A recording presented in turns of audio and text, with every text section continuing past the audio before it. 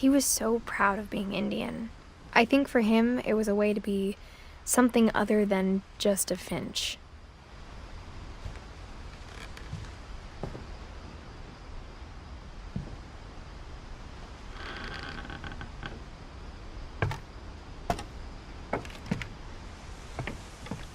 On the way back from Lewis's funeral, my mom told me to start packing. She waited until the day before we left to tell Edie.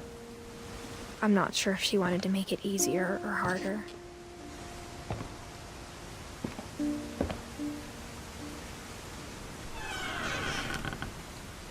I wish we'd stayed. But I understand why we left.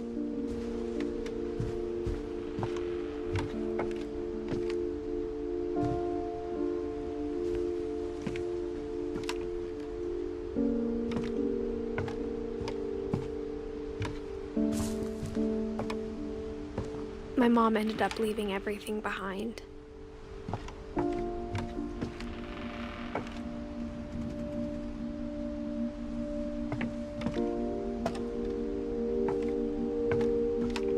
What happened that night had been coming for a long time. Maybe it should have come sooner.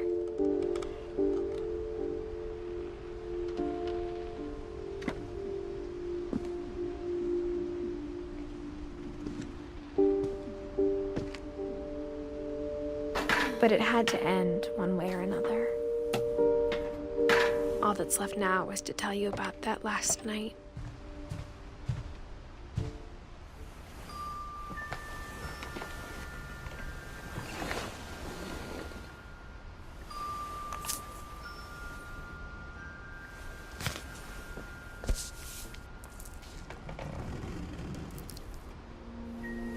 That whole last day, Edie just watched us pack and didn't say a word.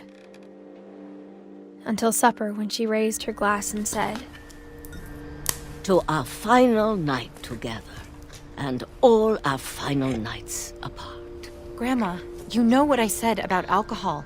Some of your medications are very Edith, specific. I left a present for you in the hallway. Why don't you go open it? The grown-ups have to argue now. I'm sorry, you're right. We're all leaving tomorrow. Let's just enjoy our last... I'm not leaving. Edith, you're excused.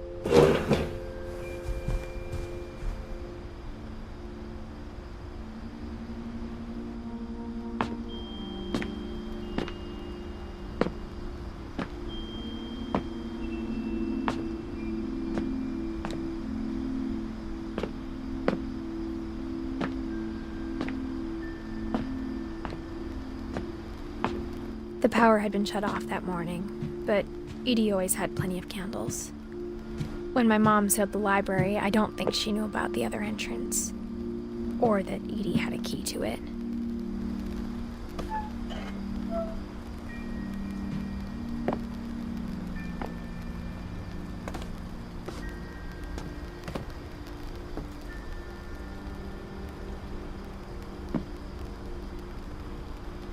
That thing you're afraid of isn't going to end when you leave the house.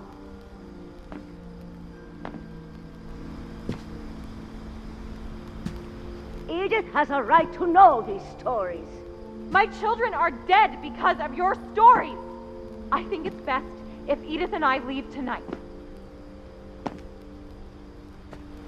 We'll have the nursing home send a van for you in the morning, okay?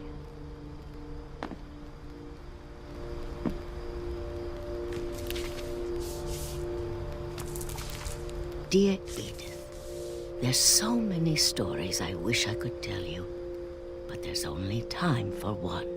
This is about what happened on the night you were born.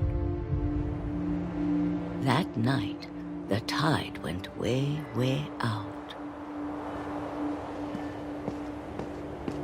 It was the first and last time I ever saw the old house aground. There'd been an earthquake out in the middle of the ocean. They called it the lowest tide in 1,000 years. God, it smelled awful.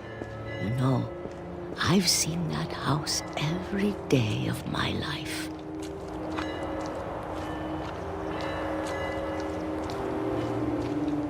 never thought I'd go back to it. When the fog rolled in, I lost my way.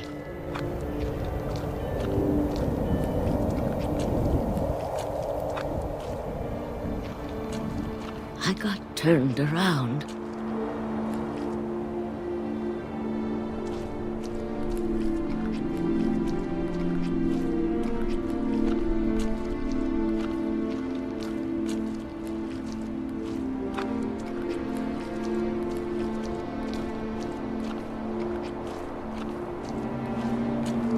For a while, I wandered.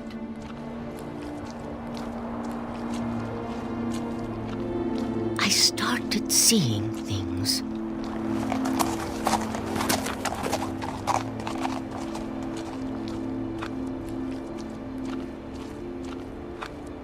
Things I'd forgotten had ever existed.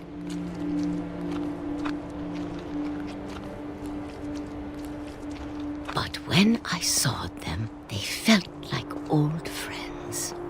That night, a lot of things came back to me. Or maybe I came back to them.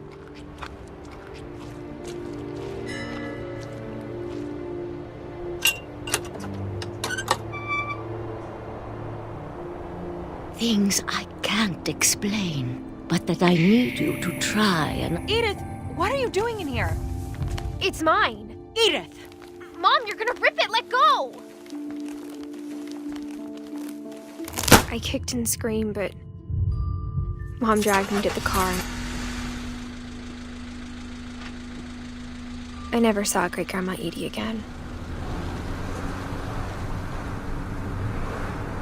The next morning, the van came to pick her up, but she was already gone.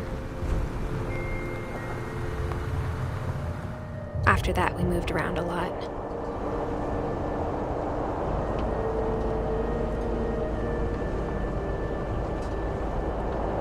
We both tried to make the best of it.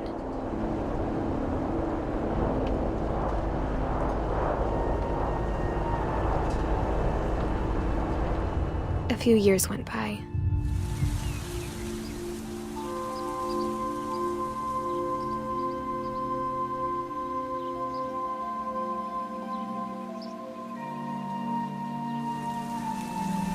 My mom didn't like to talk about it. But she started getting sick a lot. The rest happened pretty quickly.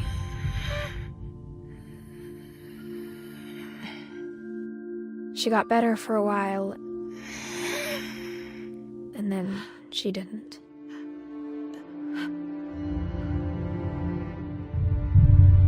And then I was alone. The last Finch left alive.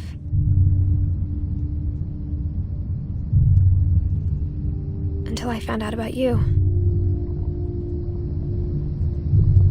I'm still not sure what to tell you about all this. If we lived forever, maybe we'd have time to understand things. But as it is, I think the best we can do is try to open our eyes. And appreciate how strange and brief all of this is. This journal was supposed to be for you. But now I hope you'll never see it. I just want to meet you and tell you all these stories myself. But I guess if you're reading this now, things didn't work out that way.